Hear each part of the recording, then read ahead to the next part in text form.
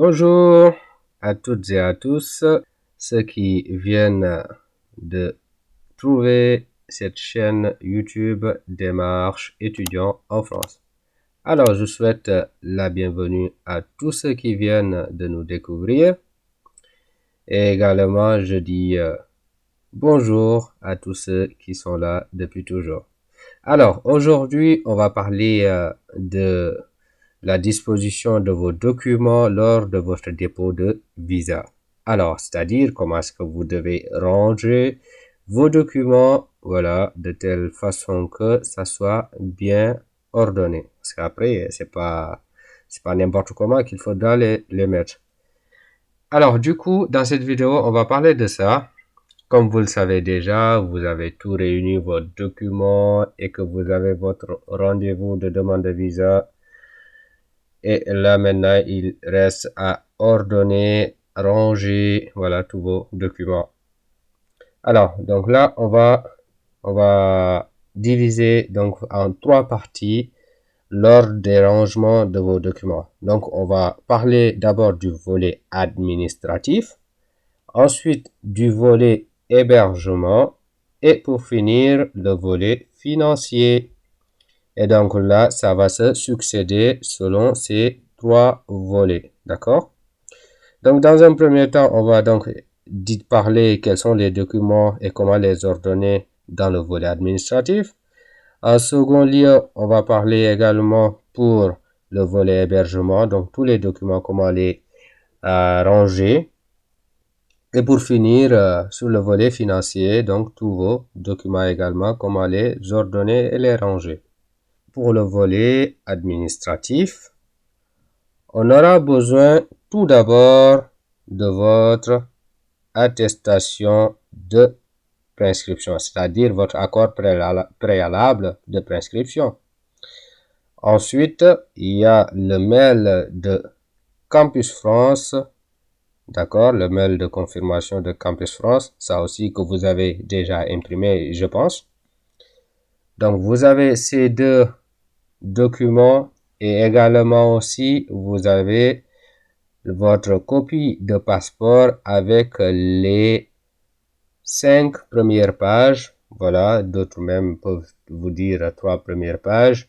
Mais bon, pour être sûr, mettez vos 5 premières pages de préférence en couleur, s'il vous plaît. Les documents, si vous pouvez les mettre en couleur, c'est encore mieux parce que ce sera plus lisible. Voilà. Après, si vous n'avez pas les moyens, ben, qu'il soit en noir et blanc, c'est pas grave, c'est pas trop grave. Ok? Vous avez également votre formulaire qui est déjà rempli et signé. D'accord? Et également, vous avez votre convocation. Donc, votre convocation, déjà, c'est ce que vous avez à la main. D'accord? Donc, ça n'a pas à être rangé dans ces documents. Vous avez déjà votre convocation avec vous. Et également le formulaire qui est déjà rangé parce que quand vous venez au niveau du centre de dépôt, vous allez montrer votre convocation pour pouvoir accéder. Donc cette convocation ne fait pas partie du rangement au niveau des documents administratifs. Donc là, vous avez donc votre volet administratif donc qui est complet.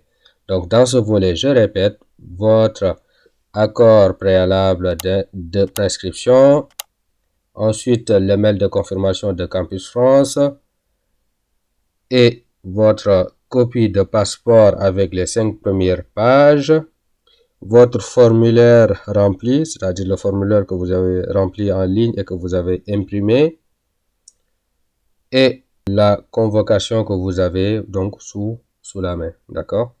Donc voilà ces documents du côté administratif. Ensuite, on va parler maintenant du volet hébergement. Alors, dans ce volet hébergement, comme vous le savez, il faut justifier vos conditions d'hébergement. Donc, ça peut être de plusieurs natures.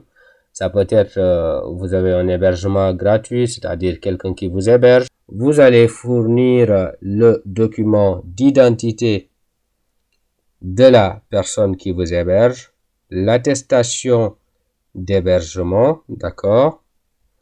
Ensuite, la dernière quittance de loyer, donc ça va être une dernière quittance de loyer ou bien une facture d'électricité ou bien voilà une facture de box téléphonique, internet. Et vous pouvez avoir aussi le contrat de bail, voilà, le contrat de bail de votre hébergeur et son avis d'imposition si possible. Voilà. Donc, fournissez tous ces documents parce que après, l'avis d'imposition n'est pas obligatoire pour l'hébergement, mais quand même, fournissez-le, c'est mieux. Parce que je rappelle que si vous avez un hébergement gratuit, ça équivaut à la moitié de la somme de prise en charge. Donc, autant fournir l'avis d'imposition de votre hébergeur pour montrer qu'il a, voilà, qu'il a les moyens, voilà. Mais bon, tout de même, c'est pas obligatoire. Je rappelle concernant ce volet d'hébergement. Donc là, comme j'ai dit, ça c'est pour un cas de figure où vous avez quelqu'un qui vous héberge.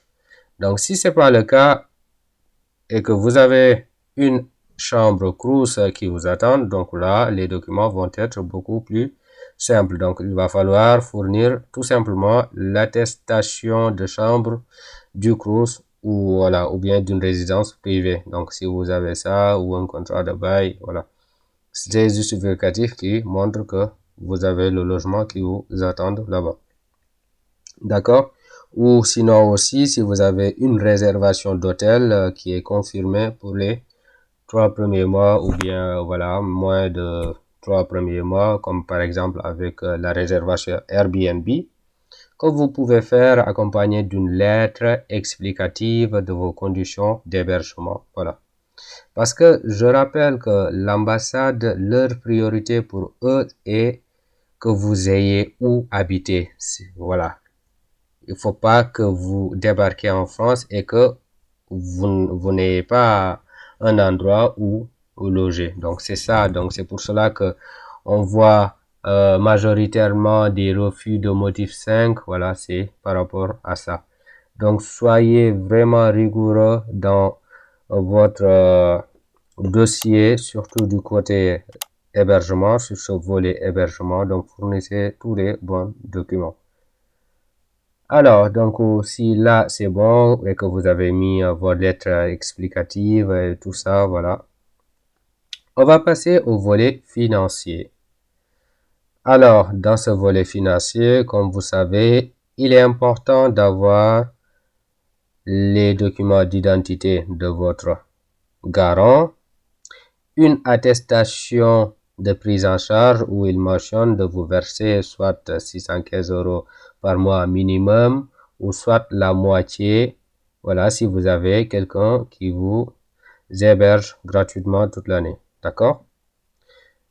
Et ensuite, les justificatifs de revenus de votre garant vont être soit ces 3 derniers bulletins de salaire ou soit ces 3 relevés bancaires et en plus de ça, l'avis d'imposition, donc son avis d'imposition. Donc, vous avez ces documents que vous allez fournir si votre garant, c'est quelqu'un qui est en France, d'accord? Ou par ailleurs, si vous êtes votre propre garant, si vous avez une attestation de virement permanent et irrévocable, c'est-à-dire vous bloquez de l'argent dans le compte bancaire. Donc, dans ce cas de figure, vous allez fournir ce document et justifier la provenance de ces ressources. D'accord? Si c'est par exemple votre papa qui vous a fourni ça, vous fournissez donc une attestation qui a été faite par votre papa, justifiant qu'il vous a fourni les sous avec peut-être des justificatifs de son revenu et tout ça. D'accord? Donc toujours les justificatifs, voilà, les justificatifs il faut les mettre. Donc là, le volet financier, il est fini. Donc là, ce soit vous avez un garant qui est en France ou ailleurs aux États-Unis, voilà, qui vous fournit sa pièce d'identité, l'attestation de prise en charge et ses justificatifs de revenus qui peuvent être les 3 derniers bulletins de salaire, les 3 derniers relevés bancaires et plus l'avis d'imposition, le dernier avis d'imposition. Et important encore que je souligne de vérifier la solvabilité de votre garant à travers l'avis d'imposition.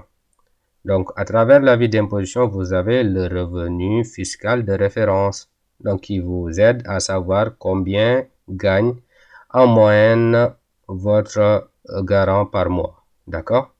Donc, c'est cette somme que vous allez diviser par 12 pour savoir quel est donc le revenu mensuel de votre garant. Et ensuite, identifier quelles sont les charges que votre garant il a et donc pouvoir voir est-ce que en plus de la somme qu'il va vous prendre en charge, est-ce qu'il va être solvable ou pas. D'accord? Donc, ne vous limitez pas juste au bulletin de salaire, comme par exemple quelqu'un qui vous dit 2500 €. Non, c'est pas que le bulletin de salaire, mais il faut voir l'avis d'imposition. Voilà. Alors, j'espère que là, vous avez tout bien compris par rapport à tous ces documents. Donc là, on fait un dernier rappel. Vous avez donc ces trois volets: volet administratif, volet hébergement et volet financier. D'accord?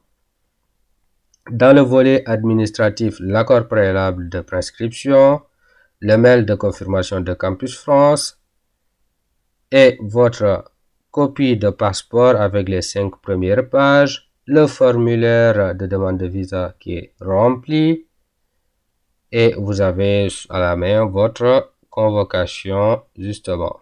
D'accord? Ensuite, le volet hébergement où vous allez fournir tous les documents d'hébergement et s'il y a une lettre explicative relative à l'hébergement aussi, vous le mettez dedans. Et pour finir, le volet financier dans lequel aussi vous allez mettre l'attestation de prise en charge, les documents d'identité de votre garant, ces 3 derniers bulletins de salaire ou 3 derniers relevés bancaires, plus l'avis d'imposition et également, voilà, également un justificatif de domicile, voilà. Alors, si vous avez des questions par rapport à ça, n'oubliez pas de les mettre dans les commentaires et s'il vous plaît, partagez, likez et abonnez-vous pour promouvoir la chaîne Démarche étudiant en France. À bientôt pour une prochaine vidéo et n'hésitez pas aussi à nous suggérer vos besoins sur les vidéos à faire. Allez, merci, big up.